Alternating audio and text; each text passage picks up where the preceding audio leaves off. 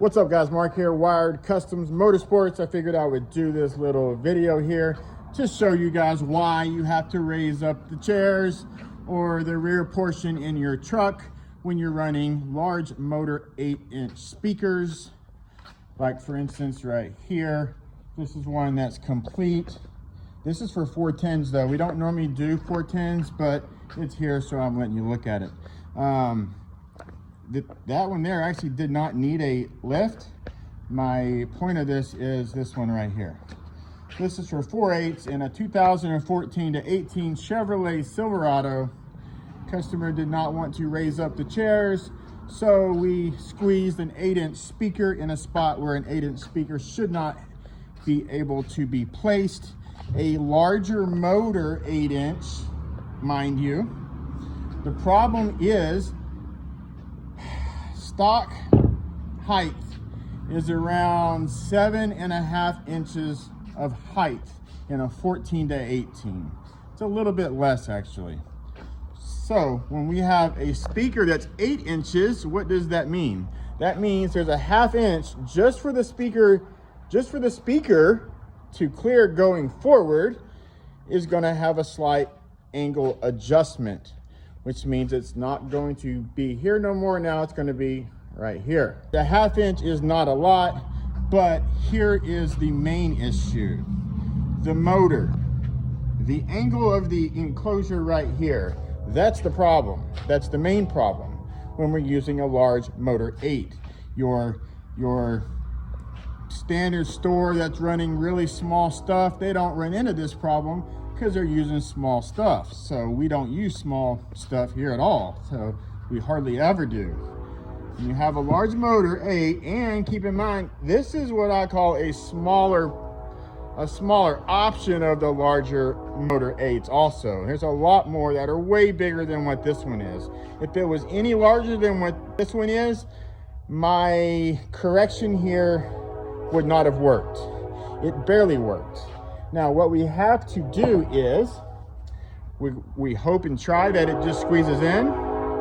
It did not. There's a train. The speaker would not clear and still needed another like 2 inches, right? Because the motor will hit the interior portion about right here. About right there in the enclosure as it's sliding in place. So to correct that, what we have to do is do some cutouts on top. That looks something like this here. To make it easy, I used the hole saw and just cut out a round hole. And then I'm going to wrap these panels here and then place it on top, closing up the hole. It does not make it technically weaker at all because of the way that we attach everything and make everything come together. But originally, just to get you guys looking, originally when the speaker was to be placed in, it stopped about right here, and the magnet would hit right here. As you can tell, it's already protruding more than what the cutout is, which means technically it was about right there. Now, once we cut this hole out, the speaker can now slide all the way in, and the cutout allows it to clear the motor. And then once this is done, we'll stick it on here, screw it in, and then it'll be ready to rock and roll.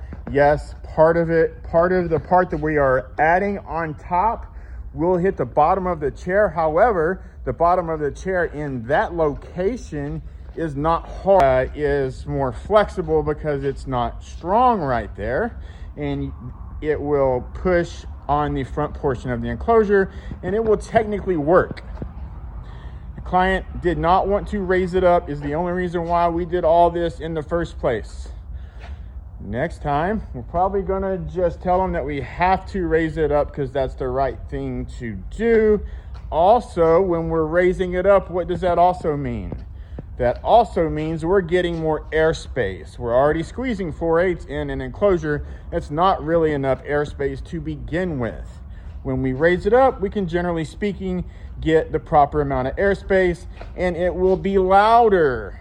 Your enclosure will be louder if we raise it up. Space, make space. If you don't have space, you're going to be limited on the amount of output that the speakers can produce. That's just how it is. If you don't like that, it is what it is. I can't make you like it. I can just tell you what the truth is. Once we do this, speakers will clear perfectly, and then he'll be ready to rock and roll without raising it up. But again, raising it up would have been the proper route. This right here, all this extra work, I did not charge for. Could I charge for it? Yes, I probably could. Would the average store charge for this extra work? Probably would. Probably easily $200 to $300 extra for me to doing here in regards to time, materials, and the labor that I'm putting into it. But I'm not like most places. I'm not gonna charge you a different price after I've done told you that I would try to make it work. That's the part of me trying to make it work, doing what I'm doing right now. And that is why, my friends, people come states away to us. All right, guys, that's a wrap. 14 to 18 Silverado, raise it up.